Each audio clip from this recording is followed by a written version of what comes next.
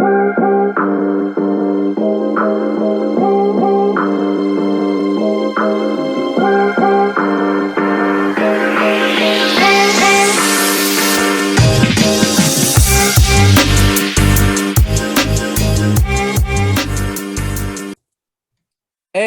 what is going on, everybody?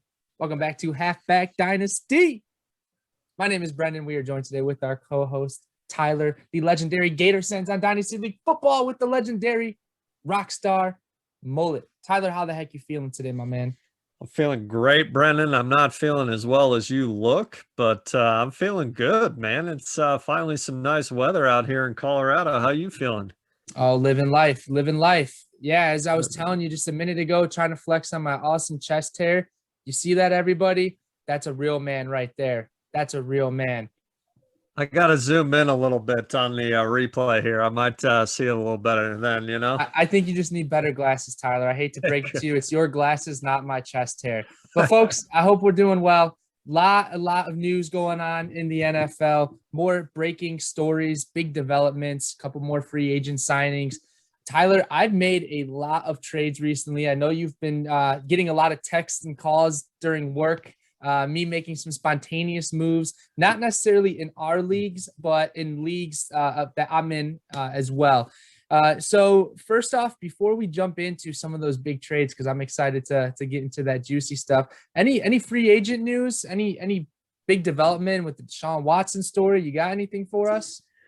Obviously, the Deshaun Watson story is, it just gets worse by the day. There's what, 20 allegations now, maybe 4 more to come.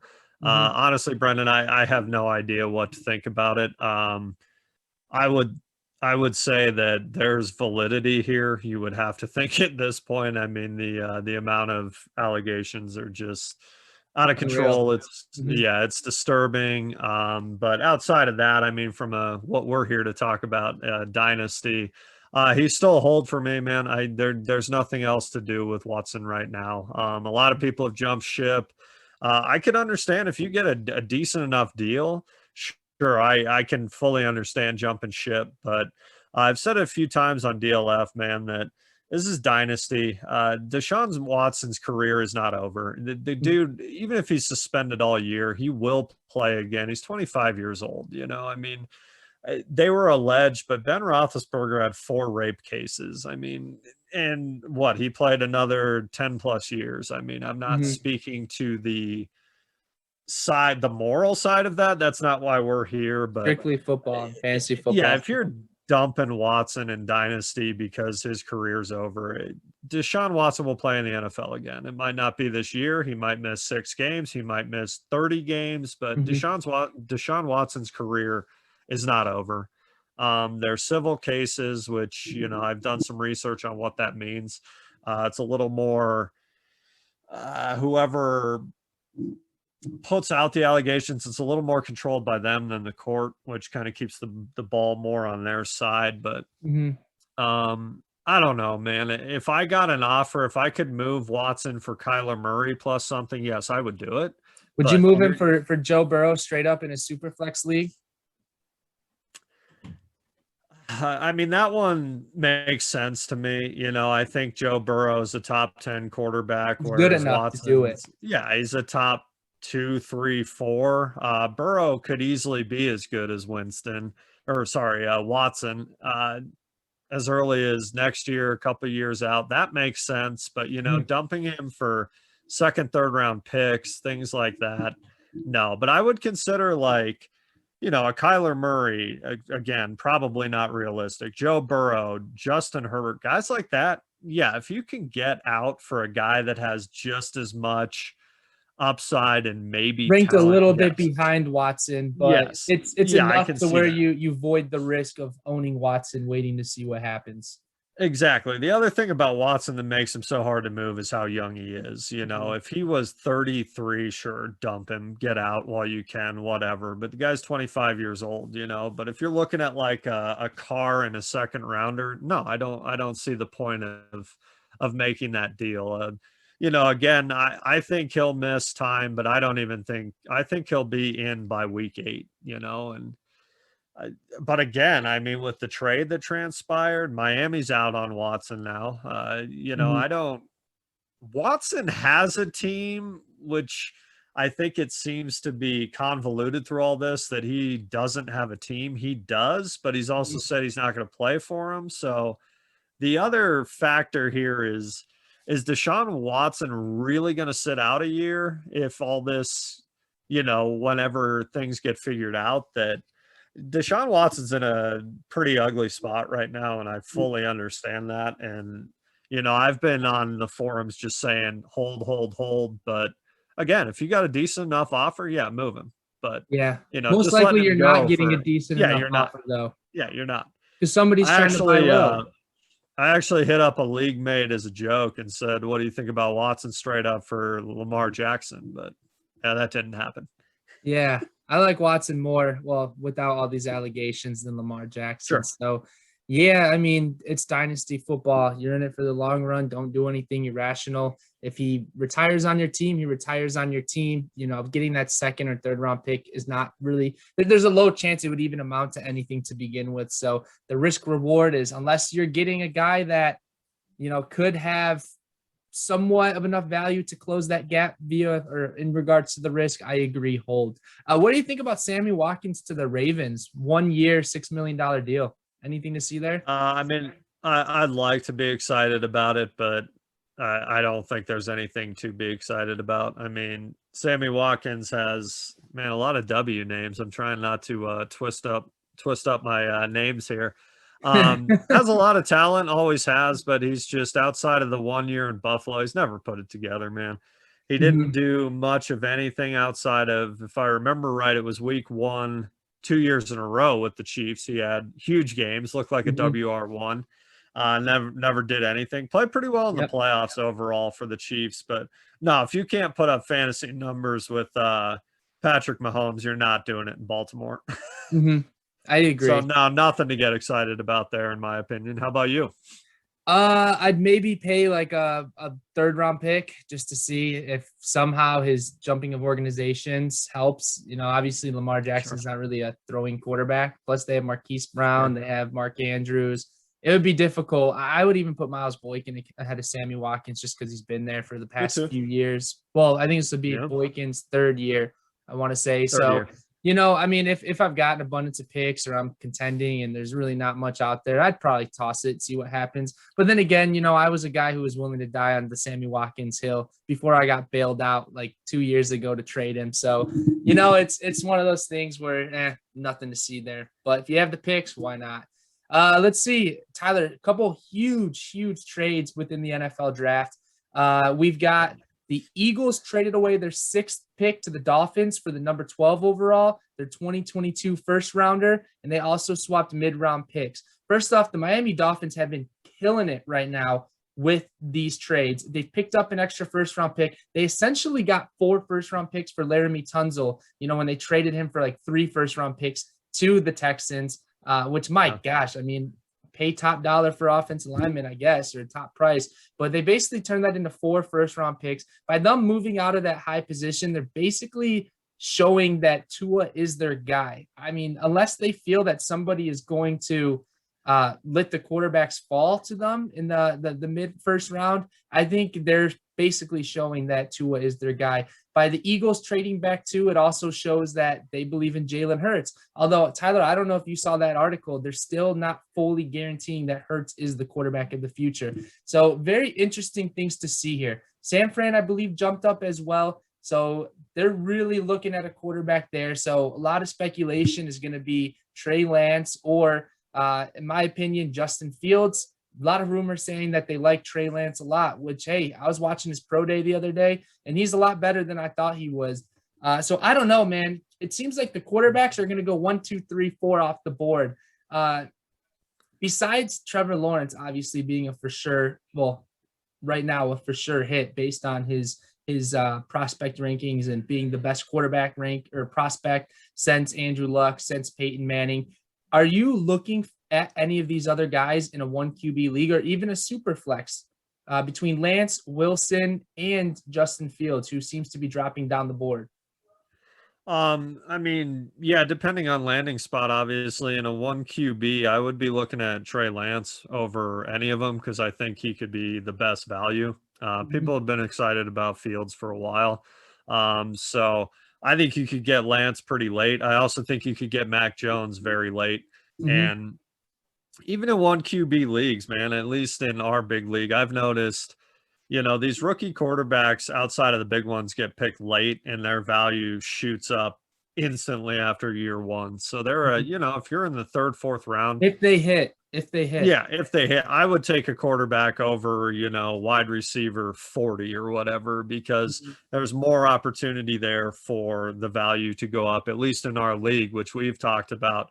Quarterbacks are extremely highly rated for a one quarterback league in our big Mhm. league. So factor that in. But looping back on what you said, yeah, it was a very, I think Hurts is safe for this year. I don't Mhm. know about in the future, like you mentioned, they were a little bit unsure, but I think in a bind, man, you've got a starting quarterback in Hurts for the year and in Tua. I mean, I'm not a big Tua fan long term. I think he, based on what he showed last year, man, I'm not sure I see it. But hey, people make huge jumps all the time. But Needs to Hurts and improve his Tua, accuracy. Needs to yeah, improve Hurts his and Tua accuracy. are both going to get their shot this year, which is exciting for them and good to see for dynasty owners that put some capital into them. But Mhm. um, yeah, I mean, and another quarterback looks to be in trouble in Garoppolo. San Yeah. Fran probably moved up, not to Garoppolo's probably not their quarterback long term. Certainly could be this year still, but Massive contract, man. Massive huge contract. contract for Yeah. Jimmy. So there's been links that they're interested in trading him to the Patriots. I don't know. Do you keep Garoppolo on your roster for 1 year if you do select Trey Lance with that pick? Let him kind of mentor him. I don't know. It's tough. It's tough. But one thing we know for sure in the NFL and even now in fantasy leagues is you have to have a stud quarterback, especially if there's 6 points per passing touchdown. Quarterbacks rule the league, man. The disparity between the top, 5, 6 to the rest is massive, 5, 10 points a game. So it'll be real Yeah. interesting to see what the heck is going to happen. I'm going to let everybody watching right now who's in our league. I am for sure taking Trevor Lawrence at the 112 if he's there. So if you want Trevor Lawrence, you better take him earlier in the first round and let a nice wide receiver drop to me, baby. Regardless, doesn't matter to me. But I'm getting either Trevor Lawrence or like a Rashad Bateman, Jalen Waddle.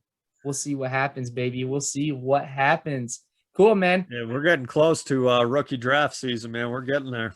Yeah. A lot of my drafts are around that May 15th area, first, second week of May, right after the NFL draft. So Totally. really exciting times, lots of great content and information to be passed along there. Tyler, before we jump into our rankings overall in Dynasty, as well as the rookie breakdown of Javonte Williams today, I do want to express some of my crazy trades that have happened the past couple days. So Dynasty football is really funny. I know you can attest to this. There will be, weeks to even months where no one's really active in the league. Like trade talks are always happening, but no moves are really being made.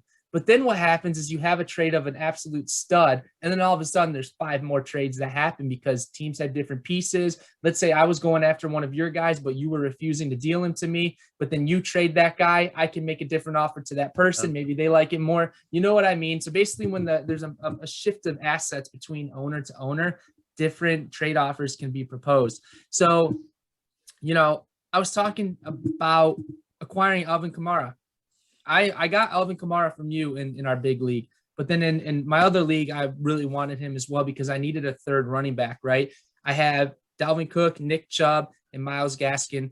I think Miami has a high chance of drafting a running back. So I don't know. I don't believe in Gaskin, but I needed an RB3. So I ended up giving up a boatload, gave up Amari Cooper, Mike Evans, Myles Gaskin in my 2022 first round pick, which will most likely be late, for Alvin Kamara. Huge pay, Tyler. Huge pay. The running back premium, though, is real. Kamara is a beast. Yeah. Then what happened was a guy in my league had about 5 first-round picks, the 101, the 103, the 107, the 110, the 112. So I was like, you know what? I know he was inquiring about Kamara himself. So the second I got Kamara, I hit him up. And I told him, listen, I don't want any further negotiations. I'm going to offer Kamara to you for the 101 and Terry McLaurin. He tried to come back and forth, whatever it was. I just said, this is the offer. If you want it, take it. He took the offer, Tyler. So now I turned Amari Cooper, Mike Evans, Myles Gaskin, my 2022 first, and I basically got Terry McLaurin, the 101, and a 2022 second. So I think I made out pretty well. I probably should have kept Kamara in terms of my contending team, but now I got younger. I picked up another young asset who's about 3 years younger than Cooper and Evans. And now, as of right now, I'm going to take Najee Harris at the 101. So then after that happened, I'll get your opinion on that in 1 second. Then after that happened, in about a 30-minute time period, that same owner, so he traded me the 101, got Kamara. He then traded the 103 and the 110 for Michael Thomas. He then traded like the 112 for Travis Kelce. And then he traded his last pick, like whatever the mid to late round pick for OBJ. So all within an hour, bro. Within an hour, he traded every single one of those first round picks. He got Alvin Kamara, Michael Thomas, Travis Kelce, and Odell Beckham. Insane, bro. Insane. So he's going for it. I mean, if you have that abundance of picks, typically I'd say, you probably should just use them and rebuild. But he decided, you know what, let's just trade it all away and let's see what happens. So I don't know, man. It's going to be crazy. Man. So I just wanted to express how intense it gets. And once a big trade happens, it really gets the gears turning in everybody's head. They feel pressure like, oh, God, I got to make a deal now because I want a deal like that. So what were your thoughts about my trade that I made? Well, 2 trades. And then what were your thoughts on just, I guess, the league being in flux and everybody on edge? Can you hear me, Tyler? Like your trade. I mean, I saw it on DLF and yeah, I can hear you. Can you hear me? Okay, I got you. Yeah, you were frozen for a second. Yeah. Can you hear me, Brendan? I sure can. Okay. Cool. I was just saying, yeah, I saw kind of mixed reviews on DLF, but I personally really like the Kamara trade a lot. Even I guess before, the initial Kamara trade. He's in a tricky spot, man. Fair or not, Kamara's entire offense is changing. Kamara's very, very, very good because of his pass catching. Kamara broke 100 yards rushing only once last year. Kamara is extremely fantasy relevant because of his pass catching. Without Breeze checking down, hey, man, he could easily be an elite running back again and still for 2-3 years. But if Kamara comes out and he's a RB 20 the first 3 weeks of the season, his value is going to plummet very, very quickly because everybody's going to be panicked and say, oh, it's just because of Drew Brees. Reason why he's relevant. I think this is the offseason to move Kamara for the most you can get for him, just in case he doesn't hit with the new offense. I think he'll be okay with Winston. If it's Taysom Hill, man, I think that's a disaster for Kamara, but all that's yet to be seen. What you gave up was a lot on paper. I still don't think, I'm sure I'm going to get ridiculed for this, I still don't think Evans is the best receiver on his roster. I think Chris Godwin is a better football player than Mike Evans overall, which that's a bold statement when you've had, 7,000 yard seasons in a row. I get it. Yeah, I get it. I think maybe I should rephrase. I think Godwin is a better receiver with Brady. And Brady's not going anywhere. So that is who Mike Evans' quarterback is. Cooper, I don't know if Prescott's healthy. I don't know if Cooper holds off CeeDee Lamb this year. I think CeeDee Lamb is a different receiver than Cooper, but I think between those two, it's hard to say who's a better receiver over time. CeeDee Lamb was on pace to being a WR1 with Prescott on the field, so I think that's easy to forget. So I think you gave up a lot in theory, but I'm not sure you gave up as much as it looks like on paper. So I like the initial trade. And then the flip, as much as I hear you that maybe you shouldn't make that trade, I think you have to. Terry McLaurin is a WR1. I think he's going to be big this year with Fitzpatrick. Yeah, it's an extremely expensive player to get. 1-for-1, and you tack on the 1-1 on top. That's a really good deal, and I like that. I think broke up. I heard Harris. You still hear me, Brendan? I am a little bit. It's a little bit slow connection. Yeah, repeat. So what did you say? So Terry McLaurin is an expensive player. I value Terry McLaurin at about 2 first-round picks. So you were saying, so getting Terry McLaurin straight up is one thing, but what were you saying in addition to adding the 101 to it? I was just saying Mclaurin on a straight 1-for-1 trade is expensive. So to get the 1-1 on top, I understand elite stud running backs. To me, you won that trade very easily. And I just said the that 101 hits. Assuming the 101 sure. hits. Well, and I said I think your microphone cut out because I thought I heard Harris, but now you're taking Jamar Chase with the 1-1 there. So yeah. If I didn't need a running back, I would probably take Chase, but I have to get that running back now. So absolutely, an important note here was you're right. You have to sell these studs at their peak value. Kamara probably lost a little bit of value due to the uncertainty of the Saints offense this year.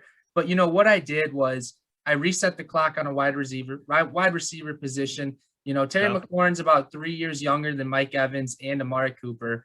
Put up great numbers already with not such great quarterback play. And then assuming the 101 hits, which typically it does if you go running back right away, you got the consensus. This didn't happen in my league the past 2 years, but the consensus the past 2 years, let's say Jonathan Taylor last year, Josh Jacobs the year before. If Najee Harris or whoever, depending on landing spot, is even close to those running backs, I think I made out really well. So I got younger. Yeah. I was able to balance my team a little bit, give an extra receiver to get that extra running back. So overall, Tyler, I really love it. I am actually looking to move that 101 for a player like Gibson and, a later first round pick. So we'll see how crafty I get. But I'm excited, man. I'm excited. The league is flowing right now, baby.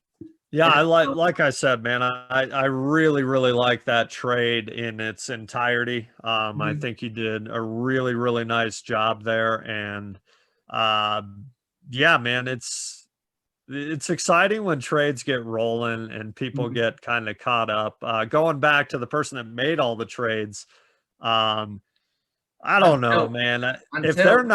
If they're not an out-and-out contender, moving 5 first-rounders for bringing in a bunch of aging players is just, to me, is not a good idea. But as the Odell Beckham trade, a first for Beckham, I don't see that. That's just a terrible trade. Dang, I've been trying to move OBJ in the DLF league for a first-round pick or two. Gosh, man. Thanks for ruining that for me. Some people just can't get off the fact that Beckham's just not a good football player anymore. It's okay. He had his 3 or 4 great years. It's just time to move on.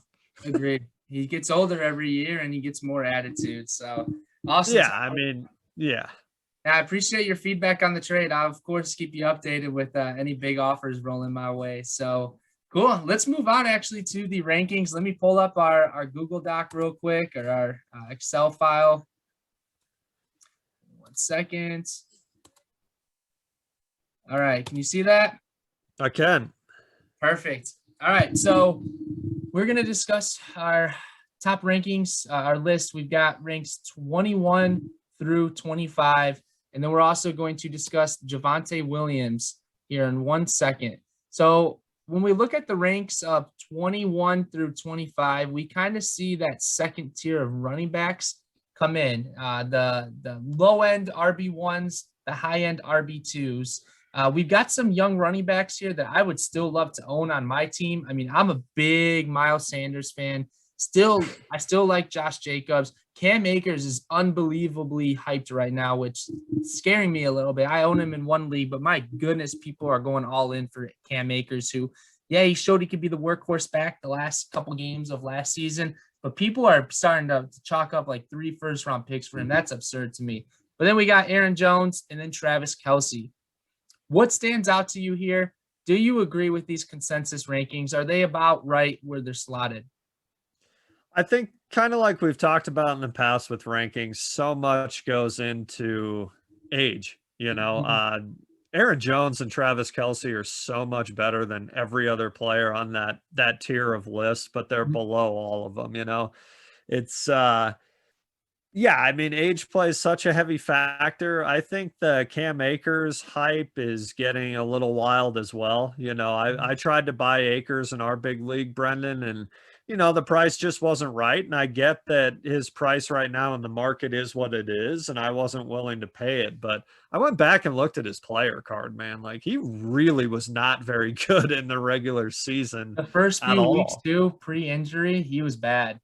Yeah, but I mean, it's all about what you've done lately. I'd love to own him. I'm just not going to pay the price to lock him up right now in case he doesn't hit. Um, Jacobs took a hit. Jacobs is a really, really good running back, albeit he's just not very exciting. He's a top 12 guy, which is great. A great piece to have on your team. He just doesn't seem to ever make that jump that you're hoping.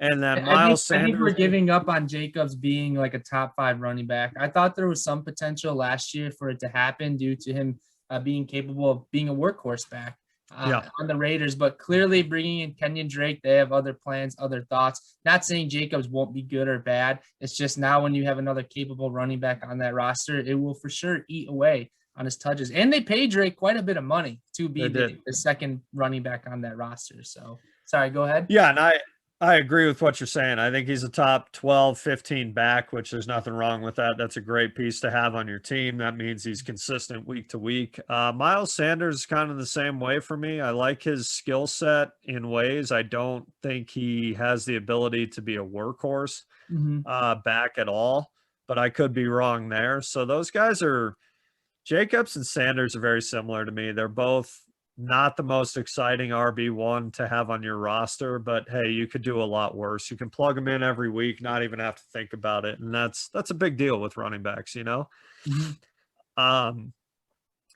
feeling on Aaron Jones. I'm all in on Aaron Jones. I think he's a fantastic running back. He's older, which means he has no value. So why would you even look to trade him? The guy's been a top 5 running back 2 years in a row. I mean, what more do you want? And I think he's an easy hold. And Kelce's an interesting case because he's sorry, Brendan, I'm choking up here. It's all good. He's essentially a WR1, as you and I have talked about, but he's getting older. And you and I think, are very similar in the sense that, outside of the top 3, which obviously Kelce is a top 3, no tight end matters. Who cares? You can plug in anybody. They're all terrible. They're all going to score 5 points unless they get in the end zone. If you get a massive offer for Kelce, now is probably the time to move him. But at the same time, if you're one more year, if you're a legit contender, he's probably worth holding. But Kelce's a very interesting piece to me because he's probably worth moving, but it's going to hurt the team, Yeah. Now is a great opportunity to tell everybody, stop with the Kyle Pitts hype, man. Just stop. Oh, my goodness. While we're on the topic of tight ends, somebody was suggesting, should I trade the 103 for J.K. Dobbins or should I grab Kyle Pitts? Now, I know it was a tight end premium league, but, bro, grab J.K. Dobbins for that price. Why wouldn't you? So I want to make it very clear. Yeah, I like Pitts a lot. I really do. I was watching a lot of his film. Tyler, he is a really good receiver. I know he's in the tight end position, but he's a really good receiver. But if he's slotted at the tight end spot, he will take time to transition and translate into the NFL. I had a counter argument on dynastyleaguefootball.com to why are you guys taking Kyle Pitts? And their argument was, oh, it's blah, blah, blah. He's so good. He's so good. I left a comment and I said, name any one of these 3 guys, Mark Andrews, or let's say Mark Andrews isn't even a top tight end right now. Travis Kelce, Darren Waller, and George Kittle. How long did it take for them to get to where they're at now? George Kittle took a couple years. Darren Waller took like 3 years. Darren Waller took leaving the NFL and going to rehab and coming back. Travis Kelce was not very good until his like 3rd, 4th year.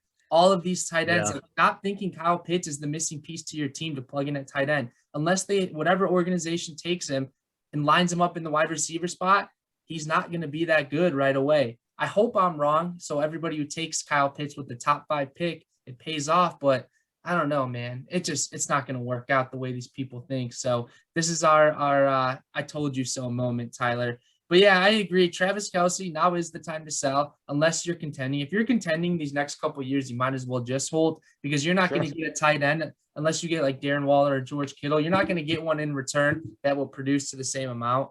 So it's probably better to just hold him there. Aaron Jones is a big hold. I know you've been holding him. Unless I were to get multiple first-round picks or a first-round pick and a lesser running back in return, straight hold. Akers, I would pay up for 2 first-round picks, not 3 first-round picks. That's way too much, man. Yeah, Sanders, you know me. I love Miles Sanders. I'm giving him 1 more year to produce. Hopefully Jalen Hurts gets it together, their offensive line. I'm actually hoping the Eagles draft a wide receiver with that early first. You know, if they take Jamar Chase or if they take Devontae Smith, whoever they take, if they're a bona fide stud right off the gate, right off the bat, then that opens up a lot for Miles Sanders. Look at it this year, Tyler. Why would any team playing the Eagles last year be worried about their wide receivers? You know, Travis Fulgham, Alshon Jeffrey at the later end. Why would anybody be worried about those guys? The most talented playmaker on that roster last year was Miles Sanders. That's why he didn't perform that well. They could realize that he's their only guy moving the ball. You know, so get a nice wide receiver in there, improve the offensive line. Miles Sanders due for the biggest year he's had. Do you agree with that or no?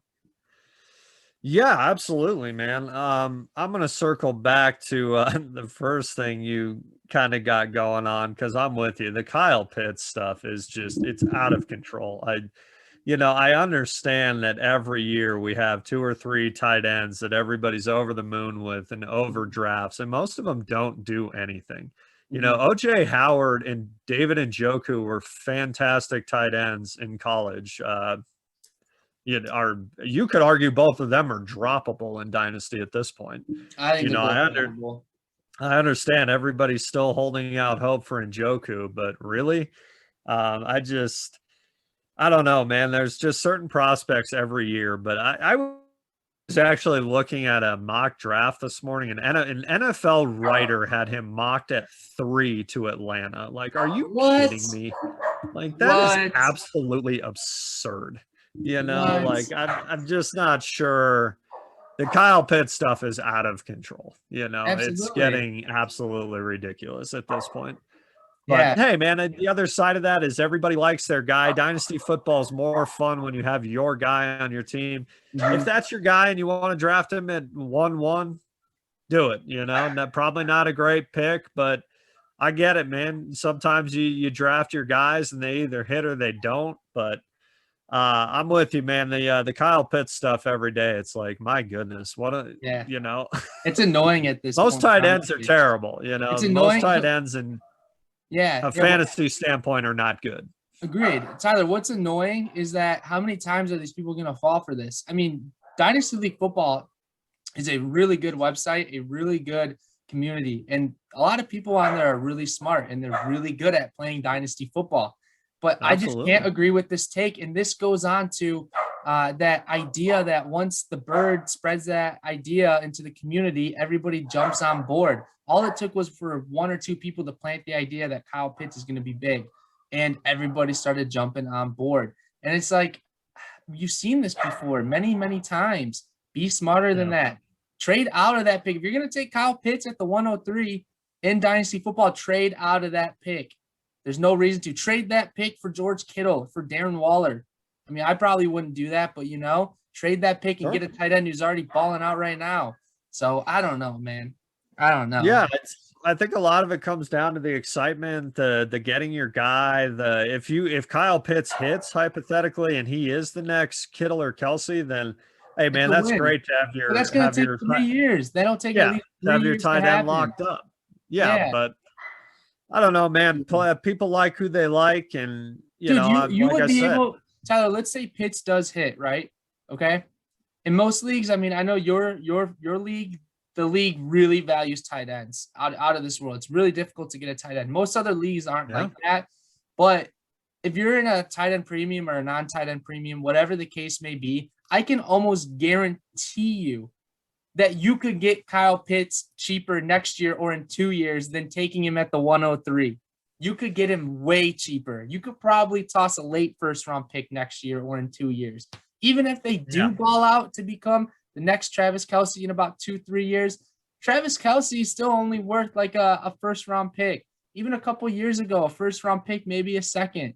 You know, my point being, you will be able to get Kyle Pitts for cheaper than taking him at the 103. Don't do it. So yeah, I would agree. And, talking about our big league, Brendan, that, yeah, tight ends are so expensive. And, I chased them for 3 years, and then it's like, who cares? My tight ends are Jonnu Smith and Evan Ingram, and that's fine because who cares? mhm. They're You're on going the to same score a playing field touchdown except every other team that has those 3 top guys. Same playing yeah. field as the other 9 teams, or other 8 Yep. teams. So who cares? Yeah, I think, Exactly. I don't see Pitts. I think that's a very, very risky pick. But again, if that's your guy, I guess go get him. Absolutely. Absolutely. We've got him at the 106, which a lot better than taking him at the 103. But as time progresses, I'm starting to move Rondale Moore up, Jalen Waddle up, and Rashad Bateman.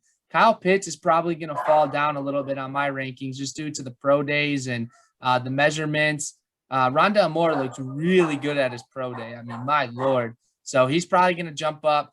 Tyler, we'll re-up or repost our rankings post NFL draft. That way there'll be a week or 2 weeks for people to check it out before their actual rookie draft. But yeah, Kyle Pitts is slowly falling back. These 3, Rashad Bateman, Jalen Waddle, and Rondale Moore, are slowly moving up. Real quick, moving on. Tyler, we have our rankings right here. So it's yours in the middle, mine on the left, Jason's on the right. What these players highlighted in red means that there's no value in the overall rankings because one of us did not include that player in the top 50 of our rankings. So, for example, your brother did not include Allen Robinson in the top 50 of his rankings. So I just wanted to point out here. So you and me took a similar approach to the top 50. We didn't really include many quarterbacks or many tight ends. And I think a reason to that is because of the strategy that we can find a quarterback or a tight end that produces enough, right? Produces enough. We're more interested in the top running backs and the top wide receivers. So just to put it into perspective real quick, guys that didn't make the rankings on my list, and this is more so because Jason did not put them in his top 50. Allen Robinson, Clyde Edwards-Helaire, Kenny Golladay, Brandon Ayuk, Tyler Boyd, Jerry Jeudy, and DJ Chark. You and I had 49 of the same players ranked in our top 50. The difference was I had Austin Eckler, and you had, who did you have in there? You had Deebo Samuel. So besides those 2 players, every other field, every other highlighted field here was because your brother did not put them in the top 50. And this was where the difference in strategy plays.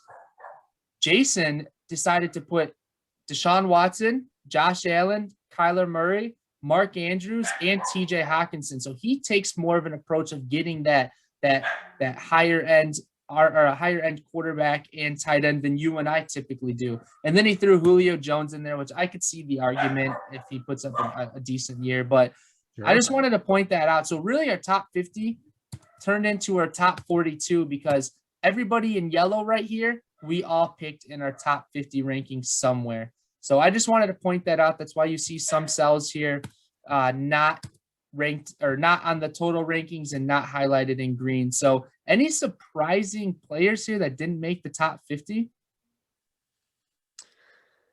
I mean, it's kind of hard to say because some of it is a little bit dependent on league. Mm-hmm. Like I know my brother did his rankings based on our league, which, quarterbacks are gold in our league, even with being a 1 QB. I mean, they carry your team so far. So I totally understand having that many quarterbacks in the top 50. So to me, it's kind of hard to, this is why rankings are both a little bit more fun. I've told you a million times, I'm not a rankings guy, but I enjoy, like, if we could pull our whole league, I think it'd be super fun to see because it really speaks to how people build their team, their philosophy, what's important, all that stuff. I think that's very different owner to owner. And, I think you got to factor out some of the noise or some of, what you're expected your rankings to be, make your rankings your rankings. Absolutely. And what's important is if we took everybody's rankings in our league and we compared it to everybody's rankings in the DLF league, it's completely different. So Totally. I think rankings are really good when you're trying to get a gauge on how somebody else feels about a player, because then you can kind of assess, oh, well, I can offer this and it's probably more closer than if I offered this. But other than that, unless people buy into your rankings, and let's say, Nick Chubb right here is my 8th overall, right? People better be ready to pony up and offer for the 8th overall player that I view.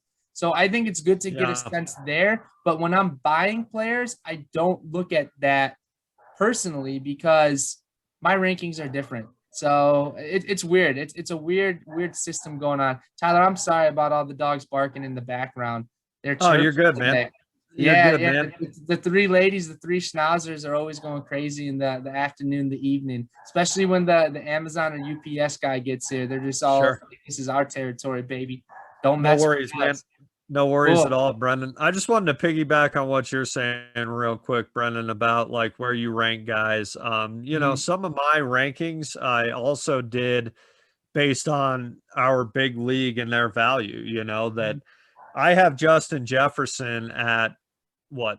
Where do I have him? 12, I want to say. 10. You got him at 10. 10, but I wouldn't move him for Barkley, who I have at 5, That doesn't mean I still in rankings, I still value Barkley ahead of Jefferson based on RB scarcity, what I know about our league, but I wouldn't move Jefferson for Barkley straight up, Yeah, there's a lot that plays into it. There's no rhyme or reason, because you're right. Everybody ranks players differently. I could rank somebody different in my league here or my league there based on my roster. It's just tough. Yeah. It's just tough. And, I mean, what I take, let's look at mine right here. Would I take Dalvin Cook straight up for Nick Chubb? You're right. Probably not. I don't know. Probably not. Do I think Dalvin Cook is the better running back this year? Yeah, more so. I think he'll probably outscore Nick Chubb, but I don't think I'd move Nick Chubb for Dalvin Cook due to the injury. So it's tough, man.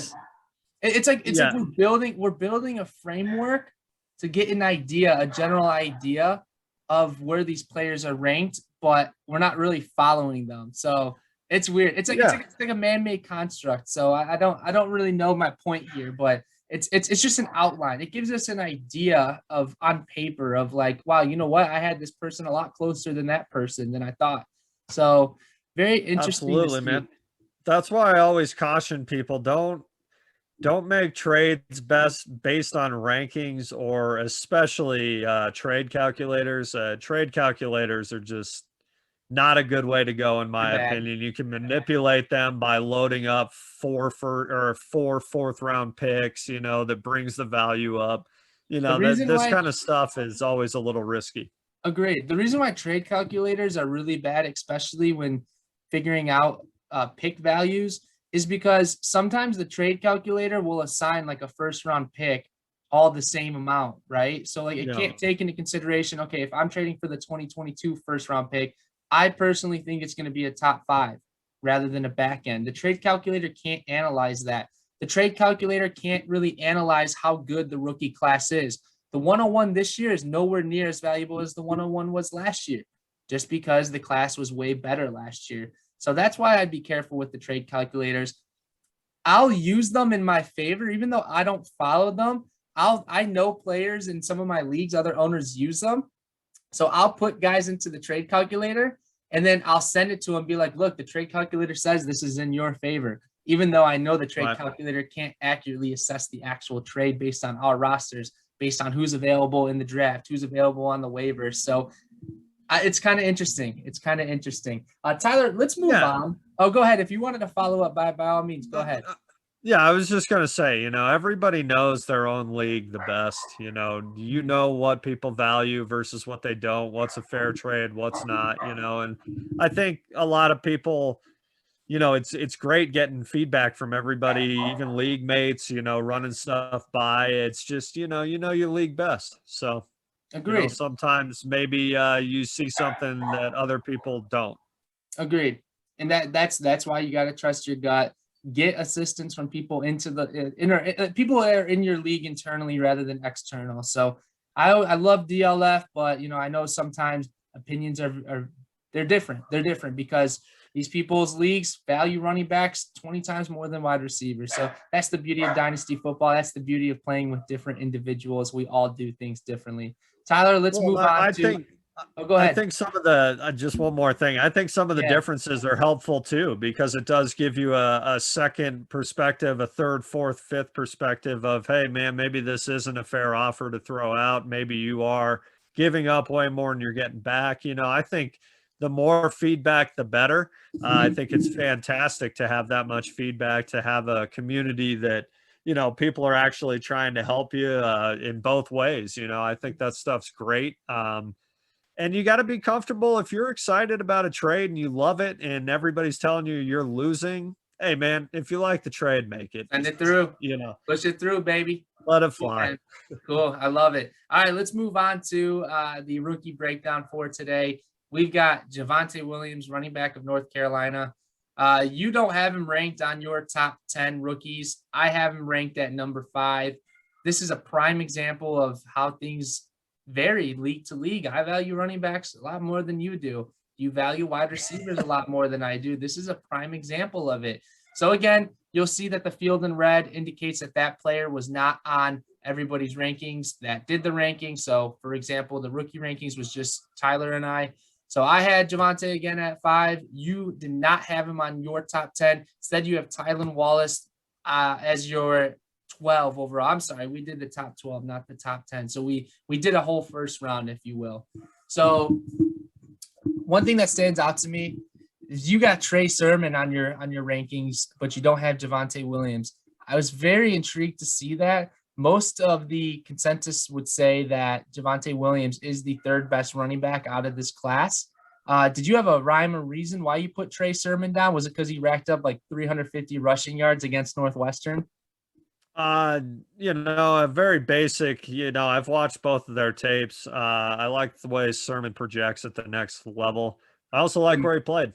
To me, competition's big. He played against good teams and he played well.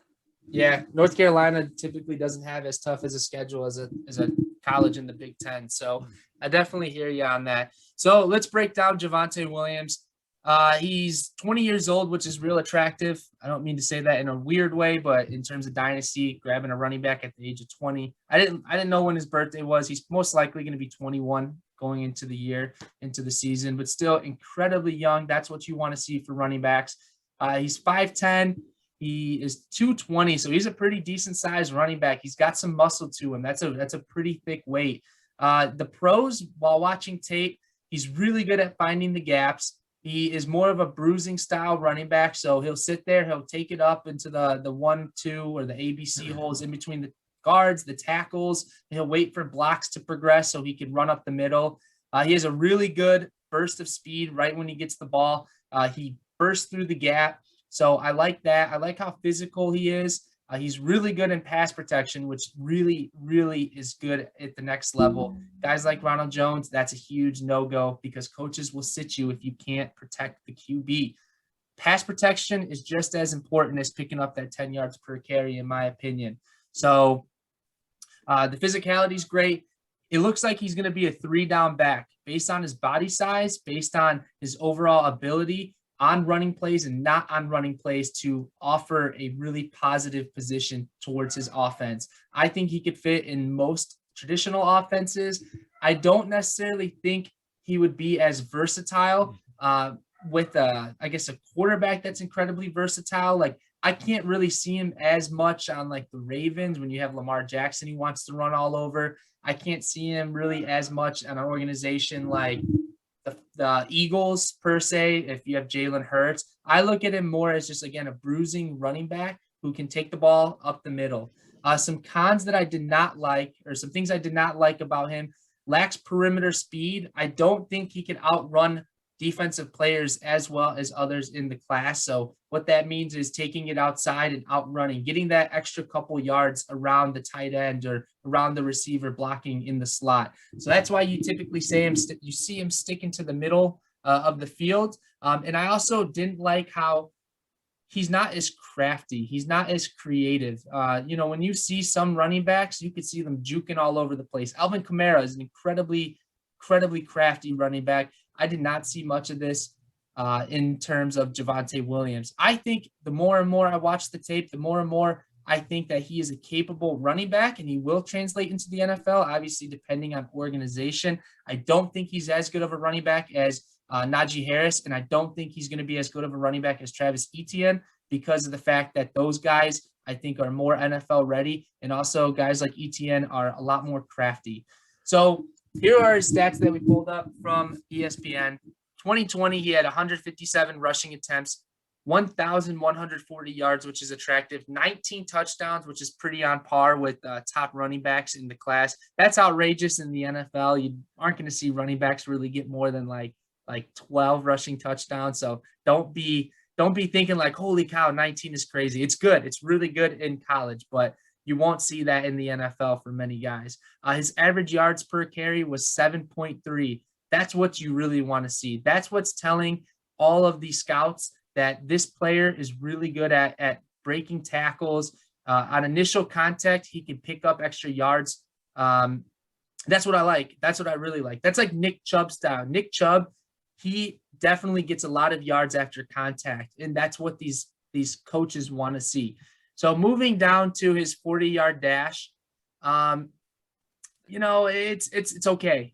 Tyler, he's not the fastest. He's not the fastest, but that's why his strengths are running it up the middle. His weaknesses are not being able to outrun on the perimeter. So different style running back than some of the players you see in the modern day backfield. So he ran a 4.52. Another issue was fumbling issues. Not as bad as like Jonathan Taylor was in college in Wisconsin, but there are some concerns about fumbling the ball. So here is my player comparison. He is the exact same height and weight as Josh Jacobs. Okay. Exact. So I think their styles are very similar. Josh Jacobs, was assumed to be a workhorse back. And Josh Jacobs ran the ball more than he caught the ball. He wasn't as big of a pass-catching back. Javonte Williams is definitely capable of being a pass-catching back. I just don't think that's where his strength kind of relies on. I don't think that he relies on his pass catching. I think he's really good at pass catching, but that's not what he's known for. So I think that there's actually a lot of similarities between Javonte Williams and Josh Jacobs. Where do I see him going? Scratch this. I do not see him going to Detroit Lions.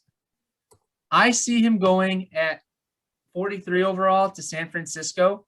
I think that no matter what, Tyler, I saw you were big on this. No matter what, the 49ers don't really care who's in the backfield. Any guy they plug in will succeed.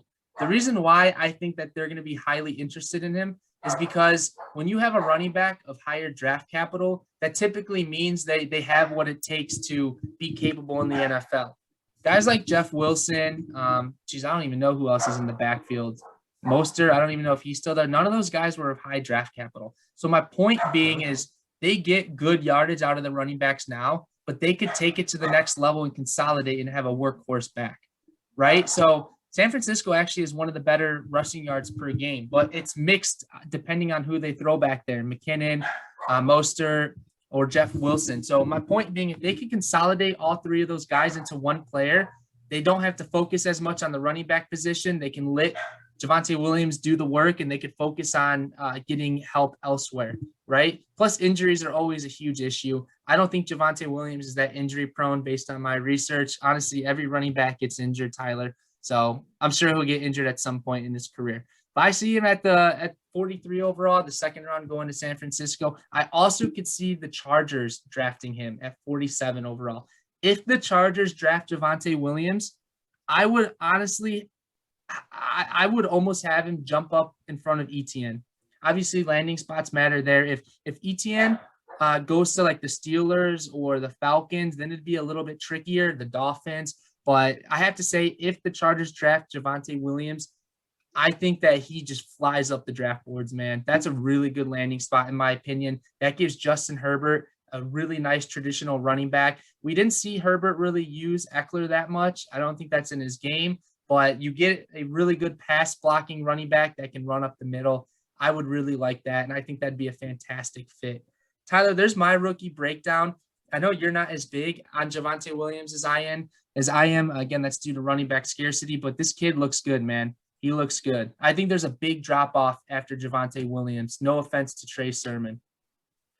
Yeah, I think he's going to be one of those guys that he's going to hit at the next level, or he's not. You know, I was kind of scrolling through his game logs. He had big games against like Wake Forest, Duke, NC State, FSU, Virginia Tech. I mean, like his schedule is mediocre.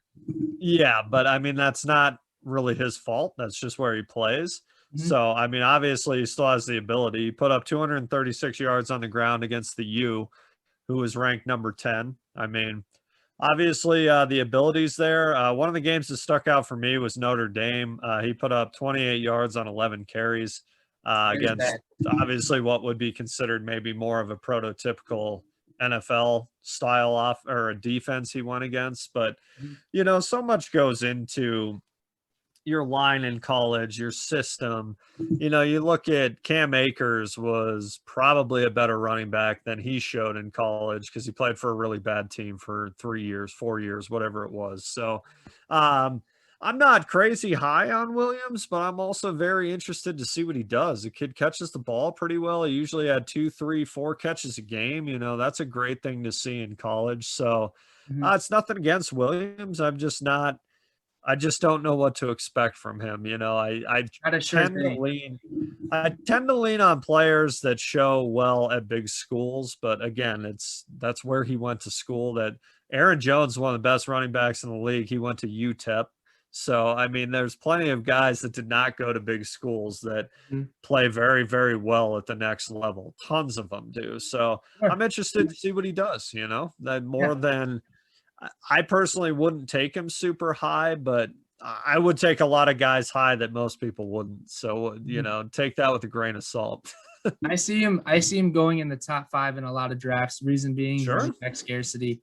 Absolutely. I would take Smith and Chase over him for sure. But I think Javonte Williams is going to surprise a lot of people. I think there's a bigger talent drop off after Williams. But, you know, I guarantee you Trey Sermon's going to work his way up. Chuba Hubbard's going to work his way up into these people's draft boards because they realize, crap, I need a running back. So don't take him if you're not fully confident. Don't take like a Keyshawn Vaughn type player when you have Jerry Jeudy and CeeDee Lamb still on the board, those types of players. Tyler, if I had to rank him with the 2020 running backs, I would rank him behind. This is my rankings amongst the 2 years. I would still have Jonathan Taylor, J.K. Dobbins, Cam Akers, Clyde Edwards-Helaire, DeAndre Swift. I'm not ranking those guys in order, but I would have those 5, and then I would have Harris. Actually, scratch that, Tyler. I'm just trying to put some perspective on where I would rank Javonte Williams in according to the previous class, based on rookies, based on rookie prospects. They're not in the NFL yet. So actually, I would have Jonathan Taylor. I'm going to try to do it in order, okay? Granted, this was a year ago. So I would have Jonathan Taylor at number 1 coming out of Wisconsin. I would have DeAndre Swift at number 2, pre-draft. Going to the Lions sucks. I'd have J.K. Dobbins at 3. I'd have Najee Harris at 4. I would have Cam Akers at 5. Travis Etienne at 6. Clyde Edwards-Helaire at 7. And then I would put Javonte Williams. I think Clyde Edwards-Helaire was a slightly better prospect than Javonte Williams. Those guys are interchangeable, but my point being, I would put the big 5 running backs, almost all of them, before Javonte Williams. So be careful taking him, Tyler. That's a great point. I know I just hyped him up a lot, but you're right. He's not a sure thing. Landing spots is everything. If he gets drafted to one of those top landing spots, you just saw me drool over him going to the Chargers, right? Is he talented enough that regardless of landing spot, he's good to be taken? Or are you going to take him because he's not as talented as Harris, but he gets put in that prime landing spot? So I don't know, Tyler. I don't know, but I got to tell you, I take running backs all day, baby. RBs all day. Yeah, I was gonna say, I know you're a huge Williams fan in general, so I was just gonna put you on the spot. If if you're on the clock at 4 and it goes Harris, Chase, Smith, are you taking Williams or Etienne? Right now, Etienne for sure. If Okay. if I think that let's say you have a landing spot of A, B, or C, right? A being the best. If Javonte Williams landed in landing spot A and Travis Etienne landed in spot B, I would take Williams over Etienne. My point being, I think that talent should always outweigh landing spot. Prime example, Clyde Edwards-Helaire. But I think that there's not as much of a disparity between Etienne and Williams as most people think. That if Williams gets put in a slightly better position, even though he's not as talented, I would still take him over Etienne, if that makes sense. Makes perfect sense. So if Williams landed in a fantastic spot, arguably the best spot, you would still take Chase and Smith over him? Yeah. That's tough. That's really tough. So now that gets into, you're really picking my brain right here. Now that really gets into team build, as well as, do I fully trust that organization will use him? I think I would take Jamar Chase for sure over him no matter what. I would take Chase over him no matter what. Devontae Smith, I'd have to sit down and think about. I would take Harris over him no matter what. No matter what position Harris gets thrown in or what organization he gets thrown in, I would take Harris over him. I think that the talent difference is too big for landing spot to even matter between those two. Chase, if he goes to a terrible team, man, like I don't even know now because the Jets would take a quarterback. Dolphins could be better. Who's a team that's going to have a terrible QB next year? The Bears. If Jamar Chase went to the Bears, I'd be a little skeptical, but I probably still would take Giants. Okay, Giants. If Jamar Chase went to the Giants, that's when I'd be like, oh, God, dude. Oh, God. But you know what? I would probably take Harris and Chase over Javonte Williams regardless, no matter what. Devontae Smith would creep up into that category too, but I wouldn't be as sure on him. So that's my thoughts. Drafts with your heart. If you feel he's going to hit, he's going to hit. If you don't feel he's going to hit, he's not going to hit. So got to do your own research, my friend, as always. Gotcha, man. Perfect. Tyler, anything else you want to say? You really threw me in for a loop there, but I think that the rookies, I don't think they're as talented as the 2020 class, but I'm excited to see landing spots. I think landing spots are more important this year than they were last year, because last year when you have a lot of talent like that, landing spots don't matter as much because you think they'll excel regardless. But this year is a whole different ballgame. The draft will tell us a lot in the NFL. So I'm very excited. But yeah, anything else you want to say before we close out? Not really, man. Just kind of following up on what you said. Yeah, I think last year's class is better. I think there's 2 fairly solid RB prospects in this class. And then there's a bunch of receivers to get excited about again, which kind of comes into team or owner philosophy, man. The wide receivers just don't seem to dry up, It's crazy. Every year the wide receiver room expands. Every team's gonna have 2 top receivers pretty soon. It sure seems like it. Cool. Well, and every team has 4 running backs they run is the other issue, Yeah, I hate the There's RB. too many good players. There's too many good players. Exactly. Cool. Awesome. Well, everybody, thank you for listening. We'll see you next week. We'll break down a different rookie, and we will also talk about ranks 26 through 30. So we're cranking through that, Tyler. But appreciate your time, everybody. Stay safe, stay healthy, stay smooth. Just remember that